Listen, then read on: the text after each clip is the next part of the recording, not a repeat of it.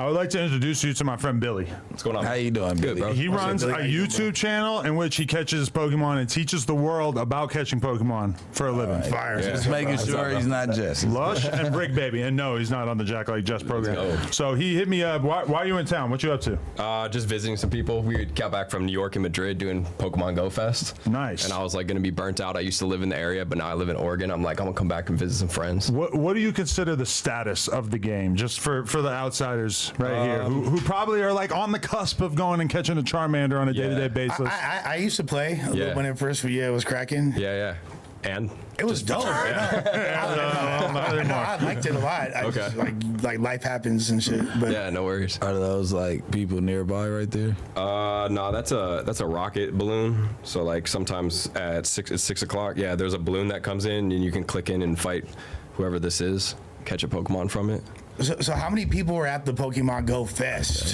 Dude, I would probably say like each day around like 25 to 30,000. Wow. Like there's a lot of people that come out and play. I mean, you did the Montreal. I did. event, I did the Montreal one, and it was kind of insane. And it's insane to see the YouTubers be like legitimate celebrities with like rows of 9-year-old kids that want to take a photo so bad. Like it was just like the level of passion that people think it's a dead game. People think nobody's playing it anymore. It's still like one of the biggest, Things going games on the you phone. just have to be in that world. I mean, shit. If you like the game, I still like it. I don't know. I still like a game that encourages me to get out there and walk around. What's the gist of the game? Like, okay, so say you see somebody nearby that's like playing Pokemon Go. Do you like that? Is not as much of a thing. No, I don't know. What the fuck I don't know. I'm thinking it's like I can go seek on your phone. Like I'm gonna go catch him, and if I catch him, I fucking still is. If you're out and you see somebody else playing, there's not that many things that you could like realistically. You could do a raid or like a battle together, but it's kind of like not that significant. You got to instantly catch their fade. You just have to run up and start fighting. Well, you could battle each other actually. So what's the gist of the game when you run into each other? It's just like it's not about. It's not really about running into people. It's like a scavenger hunt of the world, and every time you take your phone somewhere, because it's a GPS-based game. Yeah. So like if Adam was over there, he's like, "Yo, bro, come check out this Charmander on the corner." I could run up with my game, but I have to get to him, and then I would see the Charmander. So it's kind of like you can play this like simulated Pokemon world together at the same time. So we could be doing we're not trying to battle each other. We're just trying to collect cool stuff and poureful Pokemon. So it's that like an Easter egg hunt. Yeah. Basically, yeah. And so then it kind of becomes this thing of like, oh, how much cool stuff can I start to gather? Yeah.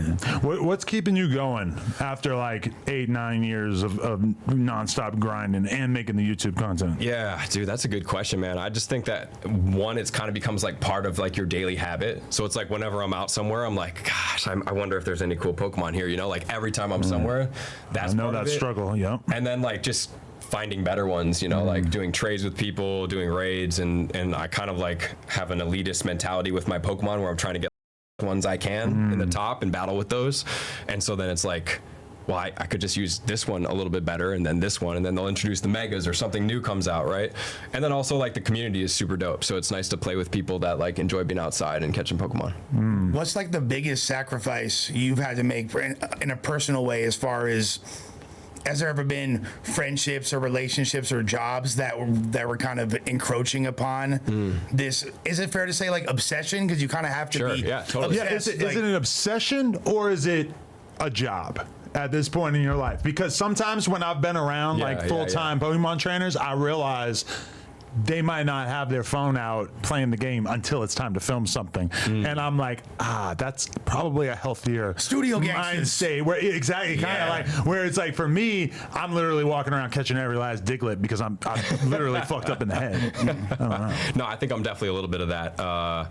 Where like if I'm not doing this, I have like a catching device in my pocket that's playing. I never allowed myself to take that step, bro. But it actually like you in your mind you see like, oh, it becomes I'm more obsessed, but in reality, this thing could play for me for an hour and I don't even have to look at my phone. So I don't have to sit there on my phone the whole time, and I could actually like look around the street and see something, you know, that I normally do. But does that take away from the satisfaction of like the actual catching, or you're just no? Because at this point, you know, like I've caught like over 600,000 Pokemon. It's like, you know, how many of those interactions do I need to like keep doing? That is true. You have caught 600,000 Pokemon. I could tell by your thing. You want to know my stat? Keep in mind, this is his thing, his full-time job. Yeah. 269,000. So you're like, I feel like me being at like 35% is like kind of like unnecessary. Like, That's what the almost- fuck is wrong with That's you? almost 50%. Because he's earned a whole living doing it. I've done it just for no reason. Yeah. It's kind of depraved. So can you sell any of your cool things? Wait, but people, you So could sell you- your whole account at some It would point. have to be like, I'm done. Like, Yeah. I don't want this whole thing. Here, you have it. I'll give you all my credentials. Maybe I'll swap out the email address. But besides that, like, because when you trade things, they go random. So if I had like the best Pokemon and I wanted to give it to you, it would randomize. So it's not guaranteed that's going to come out to the, like if I have, they're all 15 stats. If I have 100% IV of one Pokemon, which is 15, 15, 15, I'll show you what it looks like.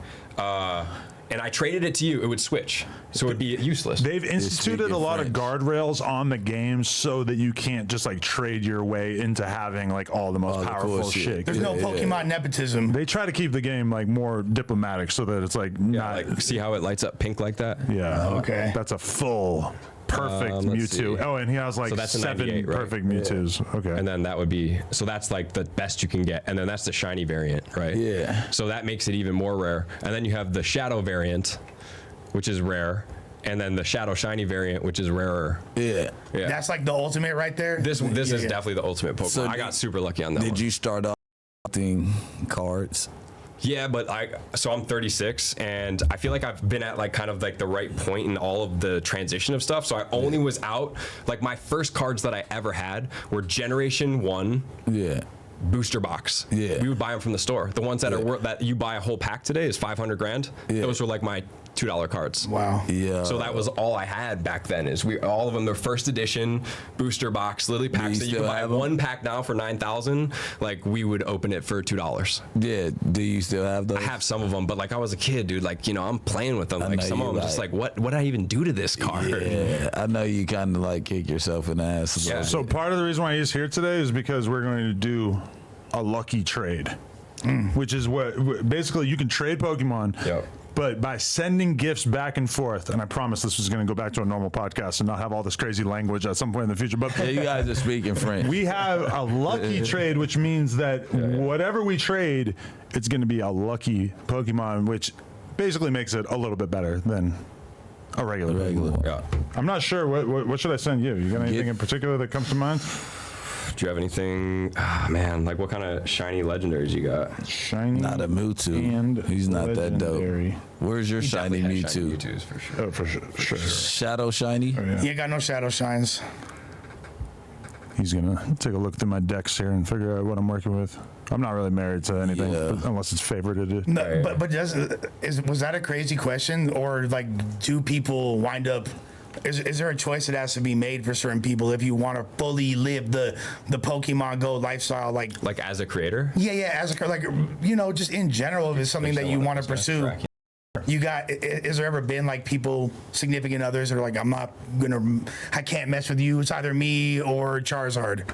I definitely push it to the extreme sometimes, yeah. And before like I got to this, I was doing alternative healthcare, right? So I was working at acupuncture clinic, and I was just so obsessed with the game, and I had to miss Pikachu Calm Day first time ever, and I was like, bro, I can't ever miss one of those again. Like I heard all the stories, and I'm like, I have to quit, right? But you've had like girls and shit tell you like you're too obsessed.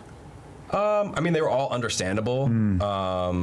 But like at certain times where it's like something happens and it's like I gotta go right now, and they're like, but we're gonna do this, and I'm like, yeah, I know, but like I can't not do that, right? So I think that's the only situation where it'd be like, this time was just a little too much. I feel You like gotta catch them all, bitch. I'm about. Yeah, let's do it. I'm gonna hit it. Boom. I'm getting my Go-Go's. One of the only things left in my Pokedex that I do not have. Is it? And it's a shiny, bro. So this could come out to a potential. It could be a hundo shiny, which is a shundo. Yeah. A Shundo. 100% IVs and shiny together equals shundo, and it's lucky, so it would be a schlundo. I know about these things vaguely. The Shundo. Ooh, I hit it on the pretty good, bro. Shundo. close. What'd I get? Goddamn. Sick. Ah, that one's. What'd you guys It's all get? good, though. Oh, you got a got pretty good crap. one. You got it. Yeah, sometimes it happens. Adam did that shit on purpose. No, I got always my do that goat. shit. Yeah, my dude. shiny go-goat. I think it's from South Korea, I think. Wow. Yeah.